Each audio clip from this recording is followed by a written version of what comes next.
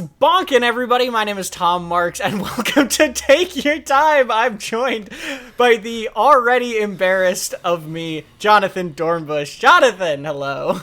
I'm not embarrassed. I'm annoyed because that's how I was going to introduce myself this week. I was going to respond to you and say, "What's bonkin', Tom?"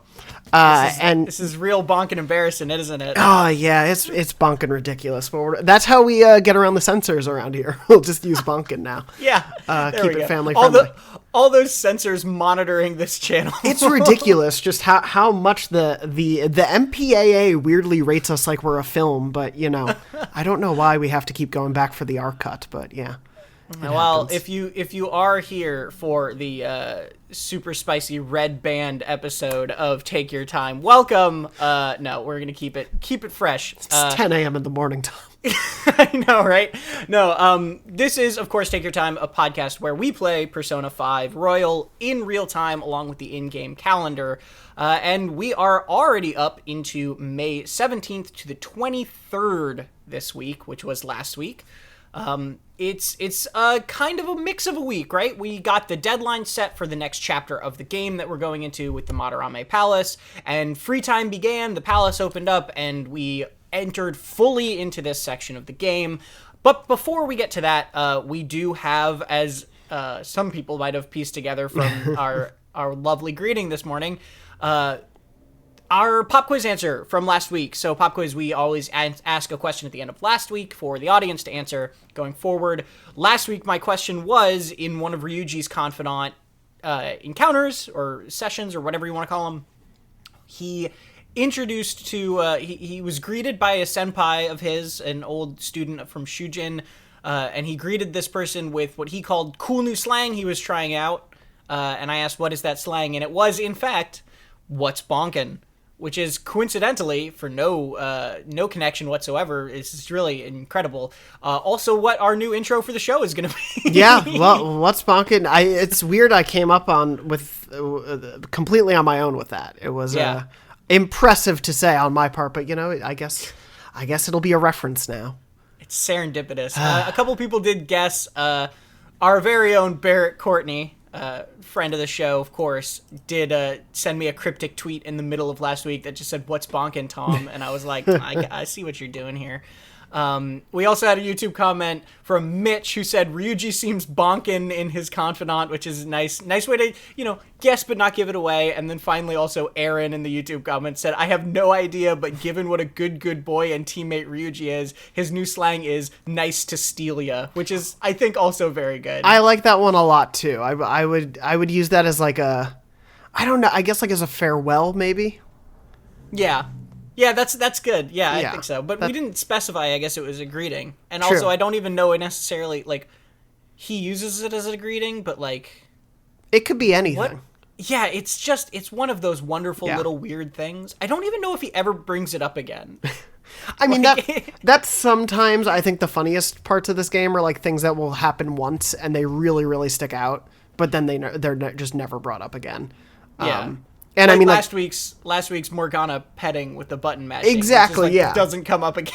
And granted, it is a 100-hour plus game, 70 if you're speedrunning it, and so it's understandable that things wouldn't come up. But yeah, I do think there's this is a long-term discussion to have later. But the comedy part of my brain is it would be great if there was some way to bring some of these jokes back later in the game. I'm sure obviously there is stuff that does come back, but yeah, some of the jokes I wish did pop up here and there. Before we get into the week, one of my favorite running sort of side character jokes is there's this host, this club host on Central Street in Shibuya that is clearly not Japanese and all his dialogue is about how he needs to learn Japanese better. And this week, if you talk to him on Central Street, he's actually practicing his pitch on a cat. There's just a cat sitting there, and he's like, "Oh, hey, dude, why don't you come to this dope club?" No, not that I'm calling you a dope. Oh, man, I need to get better at my Japanese. And it's just, really adorable. And that's one of those things where, that's one of those characters you can check in on occasionally and, always have a little dialogue. So I've completely not checked in on him this run, but you saying that, I'm, 90% sure, because that is like triggering some sort of memory in my brain. I think Sure. I ran into him in the first game. Like I would check in on him, but I just completely forgot to do that this time. I should go do that. There's a lot of those little secret things that they reward you for engaging with the world in that way. And that's also, to be frank, one of the ways I like to use the pop quiz questions is like, are you talking to people? Let's talk to some fun people and grab some little tidbits out of it. But let's get into the actual week. As we said, May 17th to the 23rd. The deadline is set and free time begins. So kicking it off on May 17th, we are... The Phantom Thieves are in that little like kind of courtyard area of Shujin, just kind of talking about their next plans, talking about how An's going to go get painted later that day by Yusuke, and we see some more Makoto snooping. This time she's interrogating Mishima from across the yard, basically. When that scene popped up, I very much was like, oh no, we're so like the first time, because it's like that dude's gonna sing. Come on, like he's our PR. Yeah. But if there was ever anyone who was gonna be the rat, it's gonna be. But no, he's a good PR boy, and I don't want to. That was my initial impression when I first played the game. But of course, he does have like he gives snitch vibes.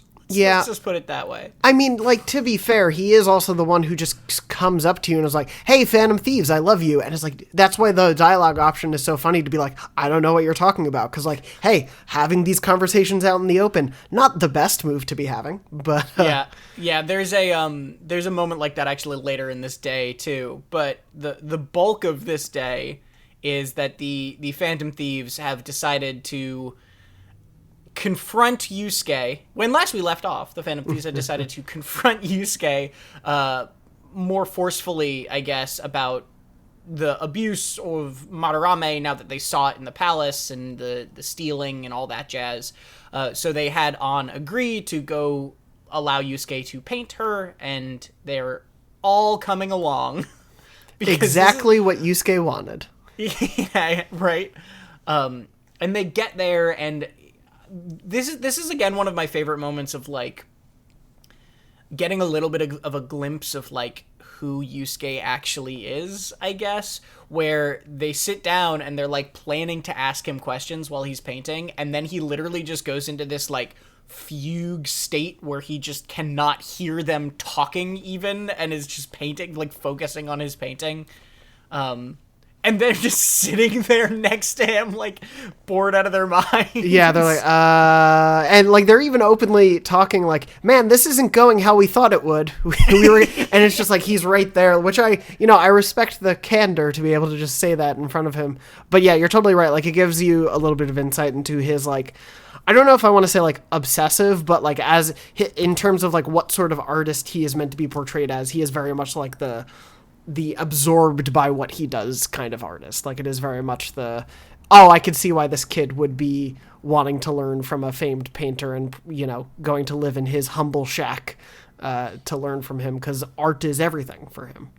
Yeah, and you also get one of my favorite moments of, like, early on when you don't know him, it's a little more confusing, but, like, one of those moments where you're like, oh, maybe he isn't, like, a total creep, because he does that thing where I think Ryuji or someone asks him about, like, An being cute or something like that, and he's just, like, adamantly, very, like, genuinely, like, I have absolutely no interest in her as a member of the opposite sex, and An is like, wait, what? Like, yeah. She has this moment where she's like, hang on, what?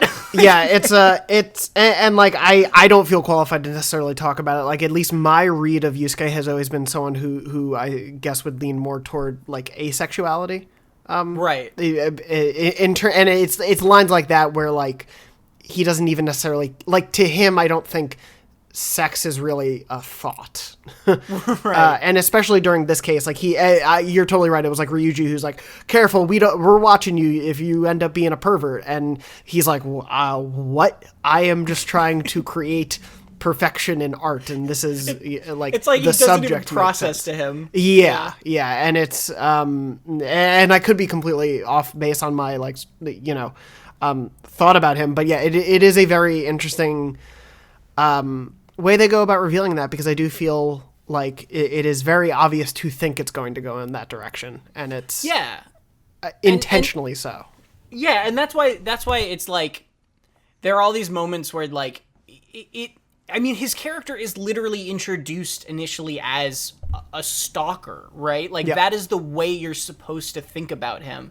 So there are these moments where it's showing you that, like, no, like, that's not his deal. Like, he's a weirdo, right? Not because of any sexual preference, just, like, he is, like, a kind of a weird dude generally in how he handles himself, being, like, absolutely not, like, and On is almost, like, offended a little bit, like, and he's like, is that a problem? And she's like, no, I guess not. like she has to like kind of like question her own kind of like how she feels about it. It's just like a very funny little moment and very telling about the character in a way that you don't like, you're not sure how to feel about him yet because he is being a weirdo, and we will get to it, continues to be a weirdo in this very day. But Morgana gets bored during this painting session and decides to go off and search the house, basically, while Madarame is out, and ends up finding this very flashily painted door with, like, a peacock feathers on it and a giant lock on it. And I guess it's just, like, gone for hours, but that's the only thing we see Morgana do. Yeah, the time frame of it all has always been a little strange to me. I assume it's obviously enough time that it's curious that he's gone for so long, but then, enough happens within the main painting scenario to get things going. Right. And then, basically what happens is Yusuke says he's not feeling it, he's not in the right groove, he doesn't know what he's doing, it's not turning out right, and On has to come back some other time. And Ryuji is Ryuji, and yells real loud about this, and is basically like, I can't believe you made us wait here for hours. It's like, Ryuji, you weren't invited, man. How dare you do this to us in your own home that we weren't really supposed to be here for?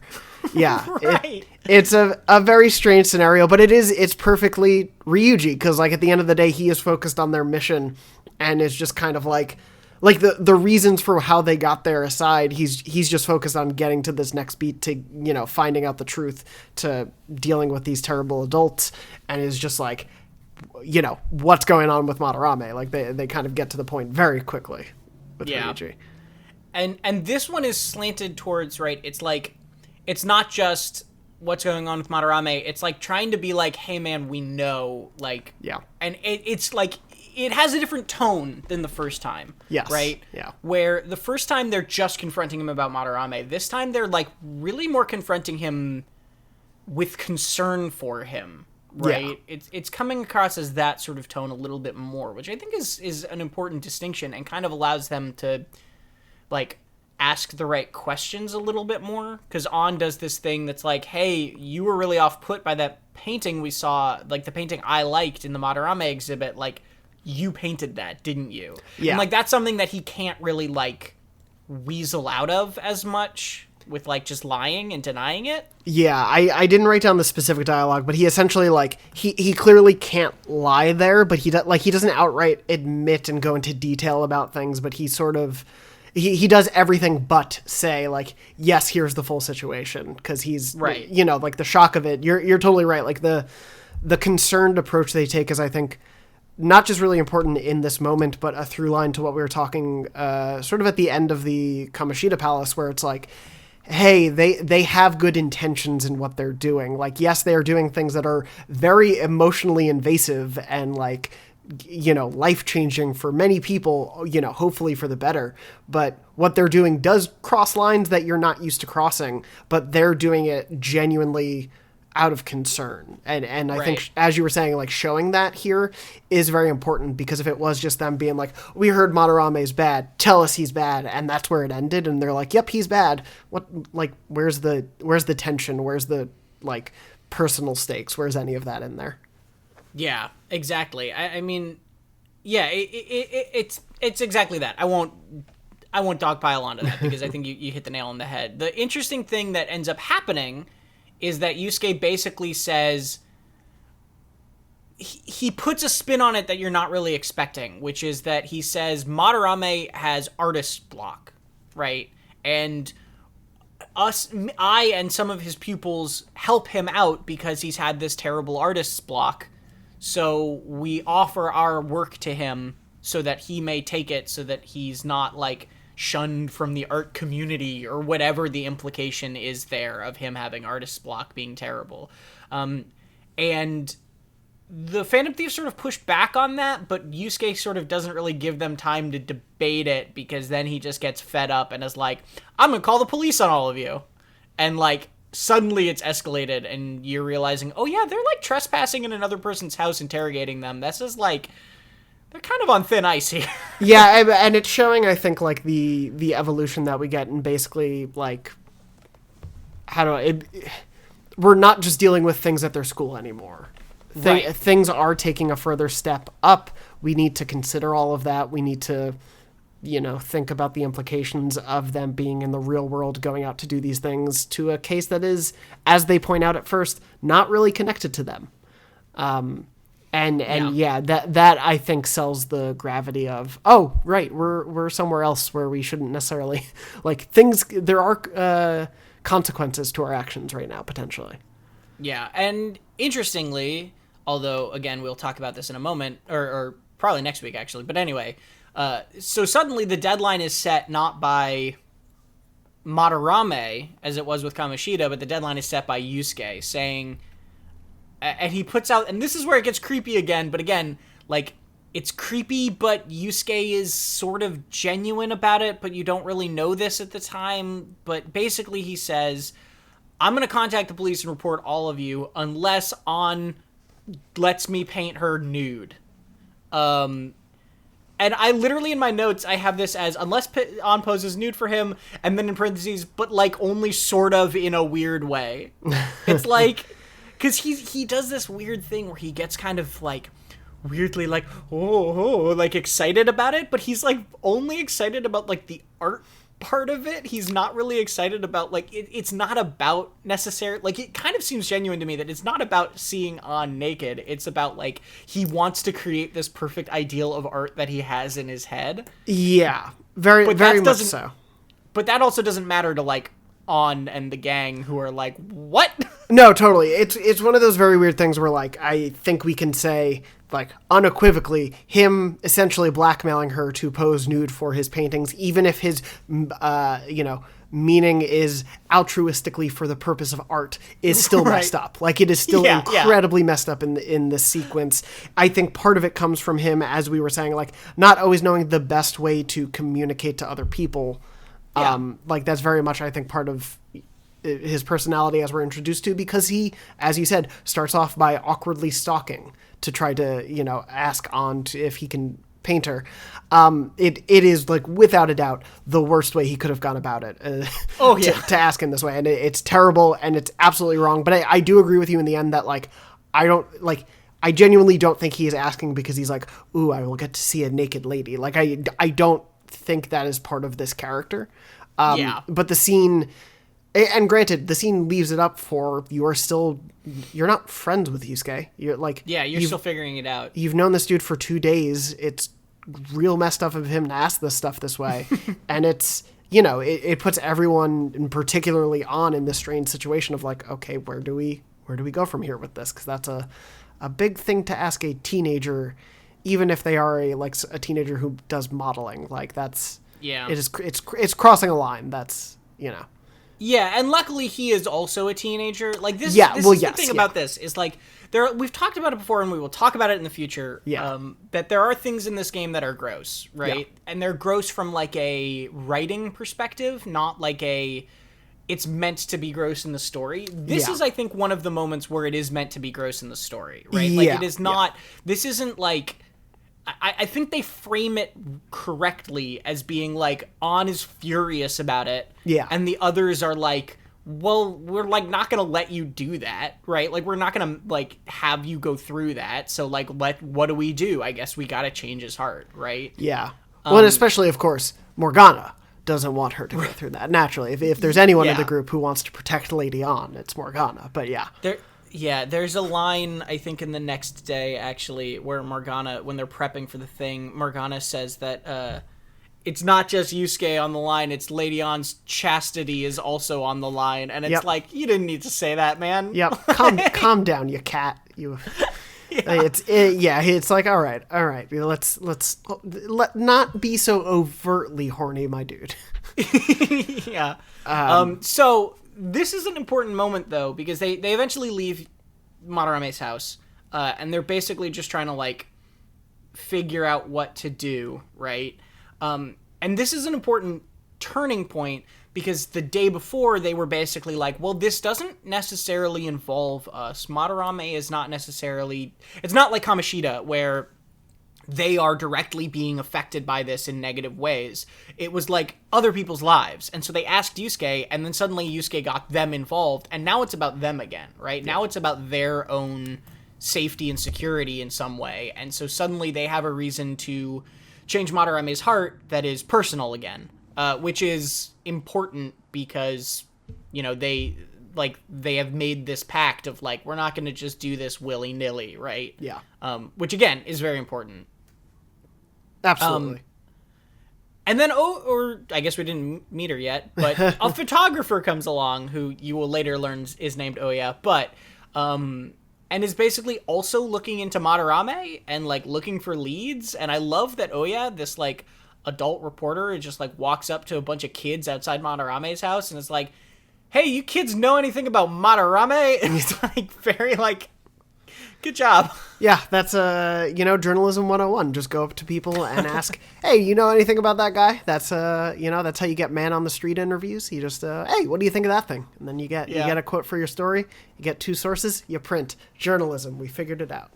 But yeah, no, it's a very funny just sort of again, the game setting things up for later and seeding characters that can become more important later on, but it is a very funny like chance encounter at this moment. Right. So they decide they meet her. I think she gives them like her card, just to like call me if you need me sort of thing, which is like fine. Yeah. And the other thing that's worth mentioning for her is that she mentions the Sayori. Right. Yeah. Yeah, she's looking into stuff around the Sayuri and rumors that it was like stolen or something like that. Yeah, I believe that it was stolen. Yeah, was the worry. And then they decide basically at this point that they're gonna still change Madarame's heart, or that they should.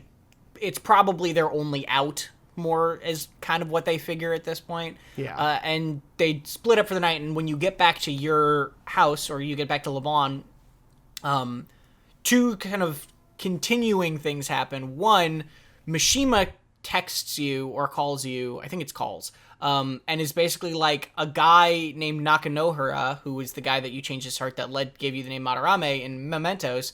He was like a guy named Nakanohara who had his heart changed, reached out to me, and wants to meet up with you because he has somebody he wants you to change their heart for. And this is, again, one of my continued favorite things that you can just keep like ghosting Mishima and just be like, okay, but why me? Like, why send are you him to telling us? me this? Yeah. That's ridiculous. Why would he need? But also, like, why are you sending this man to talk to the Phantom Thieves directly? Yeah, it's not a good move, No. Mishima. We appreciate the support, my dude. We really, really do. But yeah, don't blow our cover like that. Come on. Yeah. No, I like Mishima a lot though.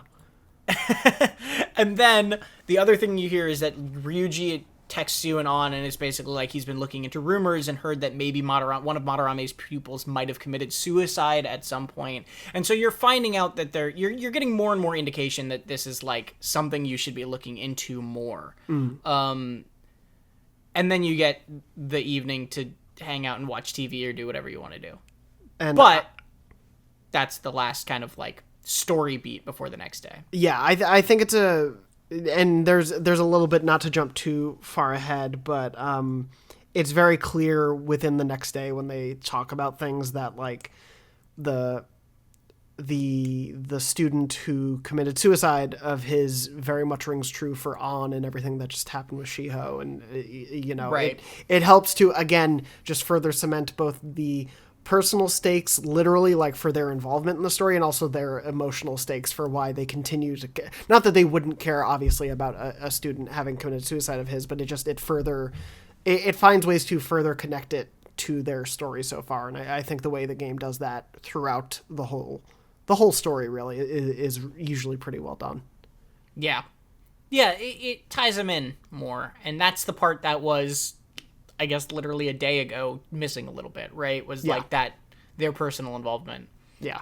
What did you do with the evening? I watched, I think it's the Bubbly Hills? Bubbly Hills 90210? Yes, yeah. Which is also sort of, like, it's very...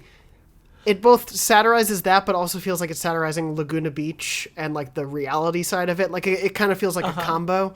Where I was like, oh yeah, this is basically, it could either be the OC or Laguna Beach, like either, scripted and written, or scripted and written and just pretending to be real. And so whichever form it takes, I enjoy listening to that, their silly parody of it a lot. What did you end up doing? I made coffee, I think. Nice. Coffee is like I like making coffee if I don't have anything like really pressing to do, because it gets you friendship with Sojiro and gets you SP items, and SP items are super useful, and friendship with Sojiro is like, he's, in my experience, one of the confidants that takes like the most work between levels to kind of get him up, at least early on especially. Yeah. So even just those little points here can help. That's why I think those points are there. You're totally right, because I remember the first game when I was trying to level up Sojiro, like, I would hang out sometimes 2 or 3 times in between just to get him to the next point, and I wasn't thinking about, if I just made coffee, it probably would help. But yeah, it absolutely does. You're totally right.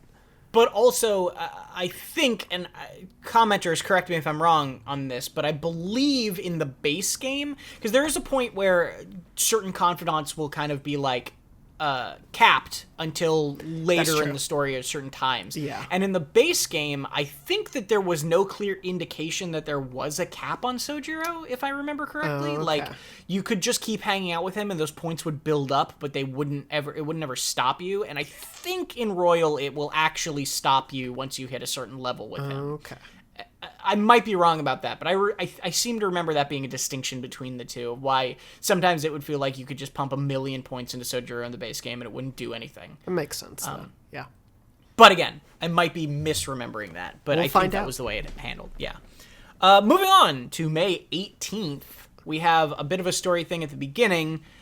You are contacted by Nakanohara in real life, who is told by Mishima to find somebody in a Shujin uniform with a cat at the Shibuya station, which again, Mishima, what are you doing, man? It's like really blowing up our spot here. At least we're not meeting in a, like, busy place, though, where a lot of people could see us. Yeah, it's very good that this is a very low-key spot. Yeah, no, it's one of those funny things. Train station. Like, at least just, create a DM on the fan site. Like, just make that work. It probably would have served it, but also, it is an important scene that I think it does take place in person, that they get this information. But yeah, it is a funny, like, well, if you think about what this means for their cover, if someone were paying attention, perhaps, it would not be great. But yeah. Yeah. It's a good thing that we know that nobody is following them and at all in any way. Whatsoever. And nobody is looking into their situation at all in any way. And talking to Mishima specifically this week about those things. But yeah, I think the meeting, as I said, I think it helps to further solidify, like, their personal stakes, their emotional, like, vindication and wanting to have to deal with him. I think it's a well done scene that further solidifies all that stuff rather than just kind of like beating the point over the head necessarily. Well, it also kind of it's important because it also makes it not about them. And I know we just talked about how it's important that it is about them, but it's kind of important that it is about them for, like, you as a player to be invested. Yes. But like, suddenly they have a victim of Madarame, specifically not knowing that they're looking into it at all, specifically asking them to please change his heart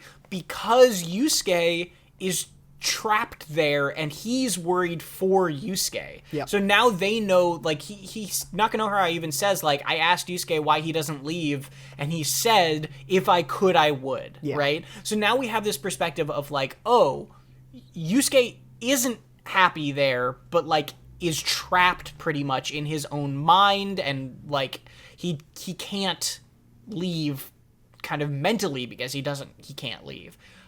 Which I think is a very relatable thing. But yeah, it's important now that they are being asked directly by someone involved to intervene in Madarame's heart. And, like, that is... Now they have the whole puzzle, right? Yeah. Now they have the whole thing of, like, they have a reason to do it for themselves. They have a person who was, like, directly... They know is being directly negatively impacted by this. And they have a person who was directly negatively impacted by this asking them to look into it. And so it's like... Okay, now they have every reason to do this. Yeah. Which, again, this game could so easily have just been them running from, like, palace to palace with not really much explanation. Totally, yeah. And, like, they would have been fun palaces that didn't mean as much. But yeah, you're totally right, and forgive me, I think the reason I was hampering on the emotional connection to them was more so just that, like... I think, without spoiling it, the game continues to get bigger and bigger, obviously, but it always keeps their reason... Like, they always do have a reason at the end of the day for caring about their next mission, and so it totally... but you're absolutely right for pointing out, and I forgot to write it down in my notes, but yeah, the Nakanohara mentioning Yusuke and mentioning how he feels trapped, and... You know, having a former pupil say, hey, this other pupil died, like, committed suicide because they couldn't handle it. Like, setting up, there is more going on here than just a guy stealing some art from impressionable kids. Which is, you know, bad, but it's much more than that. Like, there is an emotional vampire situation going on here that is wrecking people's lives. Yeah. It's also an interesting thing because it's one of the very few times where you... like, have a conversation with someone in Mementos whose heart you've changed after you've had... Or I guess it's just, like, one of the few times you've had a conversation with anyone whose heart you change, right? Yeah. And you get this perspective of him being like, well, when Madarame kicked me out, like, and cut me off of the art world, I didn't have art in my life, and therefore I got really depressed, and I became a stalker, and I did all these terrible things that I regret. And, like... It's really interesting because you don't get that perspective very often in this game of, like, oh, we changed this human being's like mind, and, like, then you see, like, oh, actually this is, like, kind of like, it's good, like, he is better for it, and he understands what he did. And the thing with him too is that I don't think the game, by telling you all this, is trying to, like, excuse his, you know, stalkerishness or like explain it away as like, he's a good guy at heart. It's like, no, he fully cops to having done bad things and is just, like, giving you the emotional understanding and the mental reasoning of how a system of abuse can kind of trickle down. Which is, I think, a thing that'll pop up again and again about how those something happening here can affect someone, you know, multiple people away in really dramatic ways. But yeah. Yeah, no, I think that's a really good point. After that, they go and meet at their new hideout, which, oh my god, Phantom Thieves. This is, like, one of the most inexplicable things in this entire video game, and I love it just because it's so dumb. You got to assume Mishima picked it out. Yeah, right. Their new hideout is just like a walkway in Shibuya Station in public. Their hideout is just, like, there's people next to them in the shot when they're in their hideout. It would be better to just go to the alleyways in Yangonjaya. Like, just hang out by the dumpsters over there, or I don't know. No one else is ever doing laundry. Just go hang out. Like, yes, it wouldn't... Don't get me wrong. It's visually very cool when they're up there and the mission start happens on the glass in the background. It looks awesome. Don't get me wrong. And there's nothing about this game, you know, if not to say they want things to look awesome. But yeah, it doesn't really make sense to go with a hideout that's in public, completely in public. It's just totally in public. So amazing. Yeah. It's just, like, wonderful how insane it is. But while there, they go over kind of everything they discussed already. They go over all the reasons we just talked about. They basically confirm, okay, we're doing this. Mission start appears on the window. And you get this kind of weird message that we wanted to dig into because we wanted to make sure we addressed early on here, which is there's this tutorial pop-up that's basically like some palaces you might need to go into multiple times. And this is something that, a little bit of spoilers if you haven't done the palace yet, but no story spoilers. There are occasionally palaces, and this is one of them, where you have to go into it and you'll be stopped at a certain point in the palace. Your progress will stop. You'll have to leave, do something else, and then you can go back in and finish the palace. And, that can, if you're not saving regularly and you don't realize that and you save the palace till the very end, you, can just get screwed that way, right? Because you don't know that that's coming. Yeah. Which is, I think, another reason that it is good to do it semi-early, but yeah. Oh, yeah, or at the very least, split it up and get it started early, and which is sort of what my approach will probably end up being. But yeah, I think this one does tell you that, June 5th is the target. You're essentially, first day in the palace shouldn't be later than June 2nd. Right. I think gets established, which is, nice to help out, but I don't know if the game explicitly states that stuff later on. And yeah, it is just definitely a warning as we go through the next weeks to, take your time with the game in general, but maybe not jumping into the palace at the very last minute. Yeah. It is. Oh no, we both went silent. No, you got to do it. Exciting radio, everyone. Just wanted to let you know what was bonking in my head, sort of about my personal flow and preference is to, when there's a chance to split up Palace Days, is to kind of do a few free days, Palace Day, free days, Palace Day, free days. I do like that cadence, but for some people, just doing the Palace all at once may be more fun. Waiting and doing a ton of free time first may be more fun. I think whichever way you go about it is not wrong. Just don't do it too late. Yeah, and just to talk about real quick, address how we're going to do this for the show, we have, calendar-wise, there's going to be another week next week is going to be an entire week of free time, and then the deadline, there's going to be some free time, and then the deadline in the following week. So the way we're going to break up our discussion of the palace this time is we're going to talk about that first section of the palace and kind of the thing that mandatorily happens right after it, without spoilers, next week. And then we're going to talk about the rest of the palace and the boss and the finale of it the final week alongside the deadline. So we're going to break it up a little bit because then we can talk about kind of some of the big stuff that happens in the middle of it next week and then the rest of it after. And that's June, Tom. We're in June. Yeah. Well, the good news about playing it in real time is that that's still a couple weeks away. Yeah, it'll get here quick. No, it's a week away. I don't know what's going on. Time. It's almost as if doing a show based on a calendar still has not affected the passage of time and how quickly it goes for us. Yeah. But that's a conversation for my podcast all about time, which is weirdly not this show. But yeah, I think it made sense for us, and we had talked about it before the show, just because there was enough setup here, we can, pulling back the curtain, we're already over a half hour into this show, and we only went through 2 days because there's a lot to establish at the beginning of this. But I think we'll want to give the entirety of the palace, and it can be a pretty long one. It's due for sure. Yeah, totally. So that's that. Speaking of, about 80 to 90% of people went either to the palace or Mementos on the first day. I did not. What did you do, Jonathan? I didn't either. Yeah. I did 2 jobs for the afternoon and evening. I worked at the flower shop during the day because what day of the week was that? Who's to say? But I think it was a day where you get more money.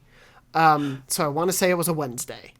That would make sense based on our calendar. I think it was a Wednesday. It was a Wednesday. So I went to the flower shop to make more money and to be kind. And then in the evening, I worked at the beef bowl shop because I hadn't started doing that yet and wanted to be able to get the politician confidant going. What about you? Gotcha. I hung out and leveled up to Kemi for the day. So now I have access to new support items. Or no. Never mind. I don't have access to new support items. I will later this week when I hang out with Takemi again. Fair enough. Also, you can just say it. Access to new drugs. She's giving you more drugs. I got the good drugs now. Yeah. And then I also hung out with, or I actually got Yoshida, the politician, as a confidant in the evening. Nice. Yeah. So that finally happened, which is great because you start getting some pretty cool ones, some pretty good skills pretty early from him. The funny thing about Yoshida, and this isn't a spoiler to say, I don't think, is that he's the most kind of like, outside of one other that'll come up later that I won't spoil now, he's one of the most rigid and easy to sort of schedule out because you can only ever hang out with him on Sundays, which is part of why I wanted to get him done this week before Sunday, because then I could immediately get a Sunday to hang out with him. Yeah, so he's easy to slip in because you just kind of always know, like, oh, Sunday evening I'm just gonna hang out with Yoshida, and I'll do that. And I like that routine in my life. Every Sunday, I go to the shopping network, I get a smoothie, and I hang out with Yoshida. It's very nice. It's like having brunch in the park with the guys, you know, the older men in Central Park who play chess. You're going to hang out with your politician friend. Yeah, yeah. But yeah, I did not know that, so I will definitely, at least hopefully for next Sunday, get him to a place where we can hang out. He's also really easy, like, because he's only available once a week for sure. I don't know if I ever really, like, you don't really have to very often spend like extra days getting him to the next level very often. Cool. Like he happens at a pretty brisk pace. Do you have a sun persona like while doing it, or? No, this was actually the thing I was going to ask you about. So I don't think that I've unlocked any sun personas yet. I don't think we have either. I'm going to quickly look because I have the basically list of personas up. Yeah, I don't believe we have access, or at least I haven't crafted them. But this is a thing I do, and it was a thing I was going to ask you about. I generally almost always buy. There's sort of a dance, right, to like your persona collection of like.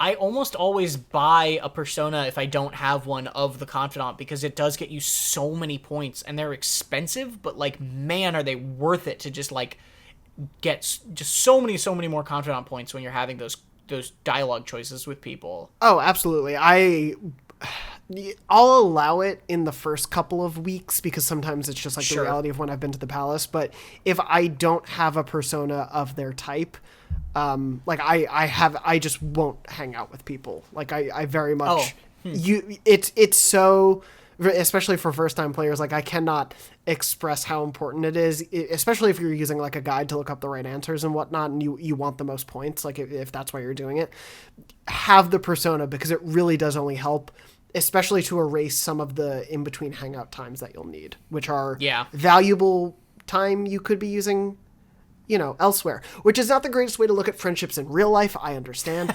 but I don't level up my friendships in real life to get skills. If I did, I'd probably live my life very differently. But in game, you want those points. So yeah, definitely always have one. And to go back to the sun persona question, the first one you can unlock is Suzaku. It's a sun persona that is only obtained through fusion in the Velvet Room. Okay. So it probably is available. I just haven't, like, we haven't stumbled upon it. Yeah, this page is not showing me what you need to fuse it. But yeah, essentially it is you have to get it from a fusion rather than just like in a dungeon. But yeah. Right. Eventually that'll change, but at least for now, like you said, it's not a huge deal. I mean, like, you haven't even unlocked Yoshida as a confidant, right? Exactly. So it's not a huge deal. The quick tip I will always tell everybody is that there's this funny part of the persona dance is make sure you don't combine your personas until you are like in a palace or in mementos, because you'll never know what you're gonna need, right? So like having a full roster out like in the day-to-day is great, and then when you get into the thing you like condense it so that you have room to get new ones. Yeah. And then a mistake I always make is ending a trip to Mementos or the Palace by combining, and then going back out and being like, oh, I should have kept all those personas so that I could use them for confidant stuff. Yeah, yeah, and then you got to take like unnecessary trips back to the Velvet Room, combine, fuse, register, whatnot. Yeah, it's a... The Velvet Room is purgatory. It is just like, you just spend so much time there. Yeah. And just to get yelled at by two cops and an old man by a desk. He doesn't yell at you. No, Just the cops yell at you. Just the cops. He more snidely is like, "Oh, you fool! You don't understand these things I'm saying."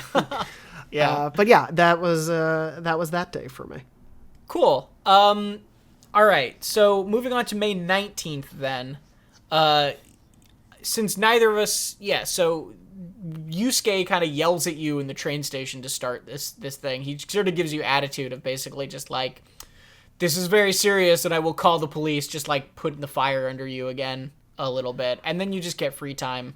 I actually did the first part of the palace this week. Me too. I did mine on the 20th. So. Okay. So yeah. I did mine on the 19th and I got through all that, but we'll talk about that stuff next week. Yep. And then what did you do for the day of the 19th? I was thinking about going in that day, but it was raining, so I studied because of the rain to get a little bit more knowledge point. And then I went to the bathhouse because you get a little bit extra as well. Sure. I did. I think I went to the cafe on Central Street and got knowledge and guts, and then I went to the bathhouse and got charm and guts, and it's great when it's like, oh, it was too hot for you, buddy. It was real tough, and Joker's just on the floor like, oh my God. Why did I do that? The bathhouse is something I didn't do a lot of in my first playthrough. I did it so much game. For some reason. I really, really, that was like my way to get charm was to go there. Okay, but, that's fair. You know, never been to one in and real you got life. a bunch of guts, which is good because guts is needed right now for the whole EY thing. Yeah. And then so go ahead. Oh no, yeah, I was just gonna say, and then so you had an evening in. Yeah, so I had an evening in the house in LeBlanc that I could spend, and since it was bad weather, I had actually a really weirdly productive evening because since it was bad weather, I had lockpick materials from having gone to the palace, so I was able to make 4 lockpicks, and then I also got an extra lockpick out of it, which is just like a lucky thing you can get. Oh, nice. And then also that leveled me to proficiency 3. Oh, wow. So I ended up getting 5 lockpicks for the materials of 4 on a day I should have only been able to make 3, and then also got a level up out of it, and it was like super, super worth it. That's a good day. Super worth it. Yeah, that was a really good evening spent. The next day, midterm scores! Yes. Hooray! We find out about our midterms. And I think we both were at knowledge too, so we probably both were just like, what is it, just above the average, basically? Yeah. You put in all that effort and they're like, you did all right. It was pretty good. And you're like, oh my God. I tried so it's just hard. Like real tests. Yeah. But yeah, I was above average as well, and so you get a couple extra knowledge points for that, which is nice. That is, I think, because I don't think we wanted to say too much, but that is the reason to be at the knowledge level you need to for midterms, is essentially then you get the bonus knowledge points after the fact, and you can get the most by being at the next knowledge level. So yeah. Oh, you don't get knowledge for getting your midterm scores. Do you not? I thought you did. You get charm. Oh. Because everyone looks at you and goes, ooh, he's smart, so your charm goes up. That is not how high school went for me. That is not even remotely realistic. My God. It's one of those amazing little things. Charm, I feel like of all of the stats, charm is the one that you get in the weirdest moments. Yeah. Like going to a bathhouse or doing well on a test. And I guess the idea is that it's kind of like confidence sometimes. Yeah. I mean, like, don't get me wrong, smart is sexy, but at the same time, that's not how high school went for me at all. Especially at a very academically, like, rigorous high school where a lot of us were competing for the top of the class. It was, no one ever looked at me like, oh, great job, you were the only one who got 100 on that test. It was like, oh, you got 100. We hate you now. We should have gotten 100. Anyway, high school was great. And it's not even 100. It's like just above the average. Yeah. It's like a B. You got a B. Great. You're so smart. If I got a B on my midterms, I would have cried. Oh. Anyway. We were very different students. I'll just say that much. I guess just to go on this tangent, the only time my parents ever got upset with me in high school was when I came home in sophomore year with like kind of B and B pluses across the board on my first semester exams, and they were like, "What's wrong? Like, are you okay? this isn't supposed to be what's happening. So, you know, for me, B is not great. But anyway, moving on. That was a little insight into academic Jonathon, teacher's pet, A+ kid. I need to do right to please people. Please help me. Anyway, Tom, what happened on this day for you? I'm just gonna say this is a lot of insight here, real quick. Yeah, probably should be. This feels like a Maruki counseling session, real quick. Yeah, probably that we just had. Yeah. Anyway, Man, what did you do? Because I went to the palace today. Well, I just actually I was forced into my thing, so I won't spoil what that is. But when you do the first part of the palace, you're forced into a thing the next day. Cool. So I did that thing. Cool. I spent the evening watching the rest of the Bubbly Hills. Oh, that's what I did too. Except nice. I watched the first part of it. Okay. Because cool. I hadn't watched the second yet. That's fair. I've been talking a lot about the OC in my real life actually, so it felt like appropriate timing.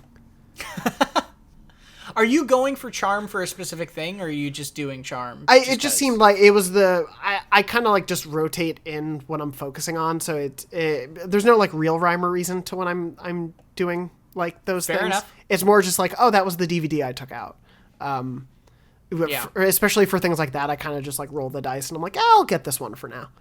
Sure. But yeah. And then for me, I'm focusing guts, but I should be probably. But yeah. That was the only DVD I hadn't watched yet. So I was like, I just had that one. Cool.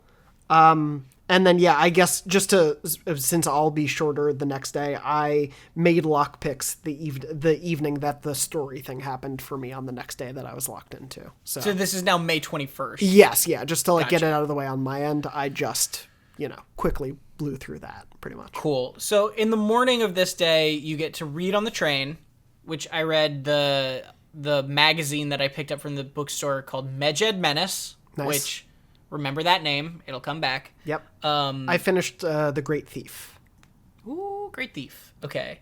And then there's also this really good quiz, which is a thing I actually didn't know. And I love when I actually learn things from this game, which is the quiz this week was about the silver ratio, which is like Japan's version of the golden ratio, which is like all their buildings are like built to the silver ratio sizing compared to the golden ratio, which is used in a lot of Western architecture. It was just like, it's a really cool little fact to me, but I'm also a total design dork, so no, I'm there with you. I was always that kid who was like, I loved Legos, like building Legos and Connects and all that stuff growing up. So like I always, I guess, flirted with the idea of like, oh, architecture is really interesting, but never went into it. Like I never was the prototypical rom-com architecture nerd guy who is studying at a cafe or whatever. But yeah, it is definitely, I'm totally with you. Like every once in a while there's a fact in these quiz that I'm like, oh, I'm happy to have learned that. That seems like a useful thing to know. Yeah. And they also, I really like this moment because they bring up, that things look cuter in the silver ratio when they're like rounder. So, and they're like, oh yeah, a lot of mascots' heads are like built to the silver ratio. And Morgana's like, oh, I guess you just make things cute when they're round and have a big head. And then it's like, why are you looking at me that way? Because Morgana's head looks exactly like that. It's a really good meta moment. Yeah. I loved that joke. It also doesn't make sense because if you were looking at Morgana at that moment, Morgana would be a cat. A normal cat. Yeah. It makes sense for us because we're looking at the Morgana on the page. Right. But yeah. Right. Absolutely. So that day I leveled to Kemi and I got access to new good drugs. I think she's at like 5 now, 4 or 5. Also, without spoiling anything, I'm getting deeper into that story now, learning more about kind of like what happened to Kemi and her backstory, which is really interesting because it's actually like, I really like that story. It's pretty simple, but it is, it's a nice one. It's a feel-good one. It's also getting weird because now me and Takemi are doing this thing where we're getting a little bit more familiar and she's getting like a little bit more weird, like BDSM-y. Yeah. Just to be frank. Like there's a phone With call, I think in the earlier one has one of my favorite phone call answers ever, which is she's like, oh, were you able to make it like you do something that like annoys her, and so she like gives you this really, really hard drug, and she's like, were you able to make it home? Like maybe next time I should like make it harder or something. And one of your options in the dialogue is just punish me more, and it's like, oh my god, dude. Like Yep. It like I do also want to be here. It's like Whatever you're into is totally fine. I don't think we're passing any judgment on Takemi Oh, no. at this point, but that's not the judgment. We're passing the judgment on this conversation happening with a teenager or the teenager saying that to an adult. Yes. Yeah, it's very weird. That age difference is like, what's going, like, Takemi, what? Yeah. What are you doing? We should also figure out, this is a note for another time, but a note to have on the show, is we should figure out how we want to address like the longer term, the story arcs for those, because obviously we're both going at them at different times. We may very well get to a point where like, I just don't level someone up that you do, or vice versa.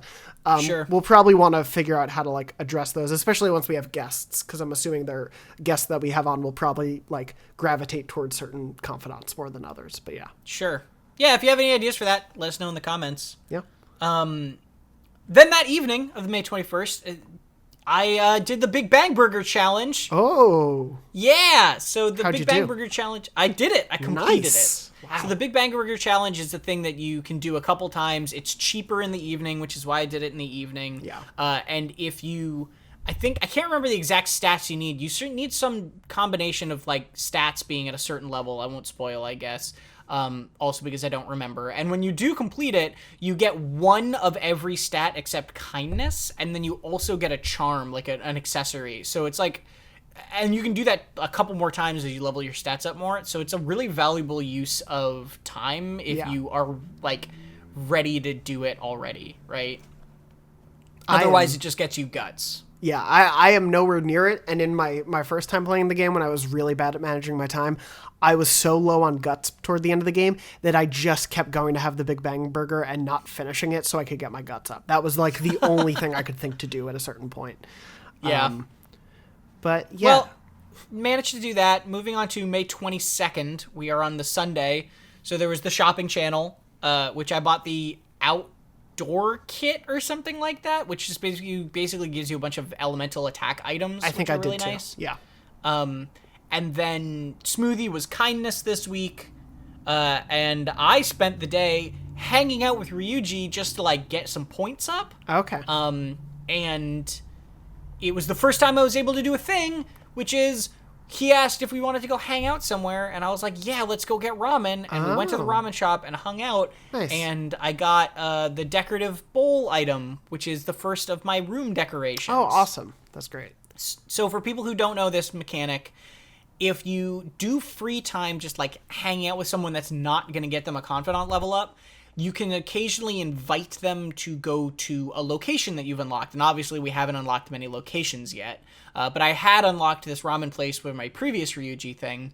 And if you bring a person to the right, there's a couple locations, or like one or two or locations for each person, or if you bring them there on a hangout time, you're rewarded with this cosmetic item that you can put on the shelves or on the wall of your room. And so you get a little like memorabilia of that time. So this one was like a decorative ramen bowl, and now I have that in my room, and I love filling up the shelves. I love doing that as a thing. It's a really cute thing to be able to do. I also hung out with Ryuji, but I was doing the what's bunkin' level. So that also means you unlocked the gym. Yes, yeah. Which I haven't been to yet, but I don't think I ever actually went to the first time I played. I spent a lot of my time in the gym at the end of my run of Royal, because I had a lot of extra time. So I was just like, what am I going to spend this time on? And so I was going to the gym a lot and just like increasing my max stats, basically. That's a good idea. What'd you do in the evening? I leveled up Yoshida. So I got the first Yoshida skill that's like an actual skill and is nice because it lets you get a little more out of negotiations with shadows, basically. That's all his things are, like getting more out of your negotiations with shadows. Nice. I hung out with Sojiro that night. So yeah. Hey, just to hang out with him. Yeah, I think it was just like I don't know if it was a new level, but yeah, it was just one of those like, I might as well just get some more points because I haven't been making coffee as much, so I was like, I might as well do one. Yeah, I have to do that too with him. I'm at this point where I need to just get him points, and just takes so long. It feels so like such a waste of time, unfortunately. Yeah, but and then we get to the next day, which is our final day for this week. Yeah, so there's a quiz in the morning on the May 23rd about synesthesia. Just like, it's not really, it's one of those like piece it together quizzes, which are always a little easier, I feel. Yeah. about what synesthesia is, of mixing your senses, basically. And then during the day, I hung out and leveled up Maruki. Nice. Because Maruki wanted to hang out, and I was like, yeah, I want to hang out with Maruki. I was going to, but then I hung out with Ryuji, and forgive me, I was actually incorrect. This is the day that I unlocked the gym. The day before, Oh, okay. I think I was pretty far behind on Ryuji, so I was like, let me level this up. So today was the day where I got the gym and bunked Gotcha. it up. Yeah. Well, Maruki is a valuable one, as always, like we said. It's a good one to do as you can, but also gets you some really cool abilities. I guess I won't spoil this. We can talk about it when you do it next. But like the first ability from Maruki's confidant tree that you get from leveling him up is just like really neat. It's just like a fun one. And then that evening, I did a full load of laundry from the palace. Again, anything good? Yeah, actually, it wasn't bad. It was some good gets. Nice. I did the beef bowl shop and met the politician there it was like the first time he sees me there, basically. Okay, gotcha. So yeah, I did that, and I pretty much will probably save laundry until we unlock something later in the game. That's usually how I do it, for better or worse. But, gotcha. Yeah. I had 4 items I had 4 sooty things from Madarame's palace. Cool. And the way that it usually works, I think, is that the thing that you get is basically like the best, like the items that you're going to get from the palace you're in are usually better than any of the items you could buy from Ewise during that palace. Okay. So like doing it in between like this is actually a pretty good way, because you can then this was like basically what my entire week was built around, was getting money and planning for what I was going to buy before going back into the palace. Because I was like a little underleveled and a little weak for this palace because I'm playing on hard. And so I was entirely structuring it around like, okay, so I know I want to get my... I want to do laundry so that I can see what these items are, so that I can equip them on people, so that I can go to EY, so that I can buy the new things that I don't need, right? You know, like, and make sure I know what I need or what I don't need, and I can sell everything I don't need. Totally. And then I will have the money to go buy healing items, which I was running low on, and then I'll have that money to go buy this and that. And, like, I'm finally at this point where I feel like there's this sort of, like, there's this curve in this game where eventually money is, like, literally means nothing. Like, you just have so much money, it's insane. But early on, you really do have to, like, plan. Like, totally. It takes some... You cannot buy everything. You really need to be making, kind of like picking and choosing as you go. Even with the extra money that we have from the DLC, like, it's easy to spend and just kind of be wiped. So especially without that, you're at a pretty big disadvantage and need to really be smart about your resource managing, which is probably why a lot of people do go to Mementos early, where we're like, we don't need as much, because it's a great place to just go grind and collect. Right. But yeah, I mean, I was actually considering going to Mementos at one point, because I was like, maybe I should just go get some money, right? Like, I kind of need it. There's also the funny thing, and this is not getting into story spoilers, but the curve then I think can fall off again at the very end. Because at the very end, you're spending so much money if you're trying to go after, like, really high-level personas. Yeah. You could be spending so much money on that. And so it's, like, this weird thing where in the middle, money is literally irrelevant. And at the beginning, at the end, you, like, actually got to be thinking about your money. Really keep an eye on that stuff. Yeah, for sure. Yeah. So that was my week. That was our weeks. Did you said what you did in the evening, right? That was the 23rd? Yeah, that was what I did that day. Okay. Yeah. Yeah. Am I? So, I'm not crazy. I'm sorry. I accidentally wrote down 2 days as the 23rd. Because I told you this before the show, I accidentally played the day after without just thinking about it, because it's easy to get into that groove with free time. Oh, yeah. And so I played through a little bit and just played that extra day, but I accidentally wrote them both down as the 23rd. So... That'll be fun for next week. Luckily, everything has a number on it, and it shouldn't be too hard to, Only when I'm taking bad notes. But yeah, that is that weekend. That's the week of the 17th to the 23rd. Jonathan, let's finish this off, as we always do, with a Persona pseudonym and a pop quiz. Indeed. Of course, Persona pseudonym is where I try to test Tom's acumen of the personas. Persona, in Persona 5 and see if he knows their real names versus the sort of like nicknames they get. So I am going to give you one from this new palace, even though we're not going to discuss the palace later on. I was trying to like memorize them as I was playing. It was very stressful. They are in this palace, so I don't think I'm crazy. Okay. Rooftop Lion. Oh, I know which one it is. I just don't remember its name.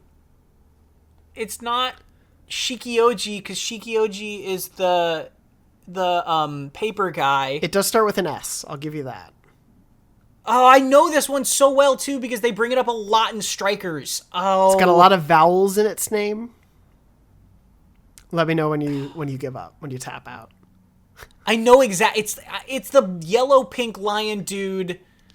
Yeah, who's kind of like sticking his butt up in the air, and he's got like a green like tuft toward the back. And he's called a rooftop lion because he's based off of one of those things that is the name of the thing he is. That is like a lion statue. Yeah, kind of like a gargoyle. I'm throwing my towel in. It's understandable. It's they're called Shisa. Shisa, yes, with 2 A's. Yeah, 2 I's, 2 A's. Yeah, not a name I remembered before I clicked back into this page, so I don't blame you for not having gotten this one. We're starting to get into the point where there's a lot of Japanese names. Yes, which is fine. I'm not upset about that, but it's just like it's going to be a lot harder for me to remember Japanese names than it is like Pixie. Oh yeah, for sure. Jack-o'-lantern, Captain Kidd. Yeah, like they're right. They're very more. I think like not English. Well, I mean, they are English facing, but I think they are related to, like, there's some, I don't even want to say Norse myth, but there's like some mythological things that come in from sort of all pantheons that help you answer these. But there will be some later on Norse too. myth. There's Thor in this, and Loki. Yeah. But yeah, we'll get to Loki at a much later level because apparently he is level 75. Anyway, now over to you for a pop quiz, Tom. All right, so. This is where I test you, the viewers' knowledge on some sort of little trivia moment that happened in the game this week. This week, I talked to one of my favorite NPCs, consistent NPCs that is in the game, which is the newspaper club member right outside of your class in Shujin Academy. And you can ask the newspaper member this time about a bunch of stuff. And when you ask this newspaper club girl, what's new? She tells you about Madarame, and she tells you about his pupil, and she's heard about that Madarame has a pupil. She's referring to Yusuke here, and she has heard 2 things about this pupil that she tells you. One is that he goes to Kosei High. What is the other thing that she has heard about Madarame's pupil? Tom? Yeah? I'm going to be real with you. Yeah. I've never spoken to this person. Oh, she's great. I had no idea this was a recurring NPC to talk to. She's one of my favorites. I love her so much. I'll have to go check. She tells you about weird little things, and yeah, it's great. Well, anyway, I hope someone else can know it because that's hopefully, yeah. If you know it, leave it a comment, send us a tweet, send us an email at dornology@gmail.com. I'm at Tom R. Marks on Twitter. He's at JM Dornbush on Twitter. You can go, if you are listening on a podcast, great. We love you. Thank you so much for doing so. Please leave a review if you like us wherever you have. Leave comments saying nice things if you want to. It means a lot to us. It helps the show grow. And if you ever want to see our faces while we're doing this, you can go to YouTube, Dornology YouTube channel, and leave a comment there. Leave your answer there. We look at comments there a lot, or try to. And thank you very much. This was fun. Jonathan, thank you, as always. Of course. For being my noble co-host. I did want to just say, there were, since we last recorded, I did check, and there were a few extra reviews on the Apple Podcast version. So just wanted to say thank you and a shout out to Scott, Meredith, my girlfriend, Snowfly, and Pump and Skid for your reviews of the show. We do really appreciate it, and thank you for leaving those. Yeah. And if you'd like to see us do something better, tell us that too in a constructive way. We appreciate constructive feedback. Use your kindness stat to leave constructive criticism. On that note, I think that's all the time we have for Take Your Time. It's time to go to bed. So thank you very much, Jonathan, and we will see you next week. Nice to steal you.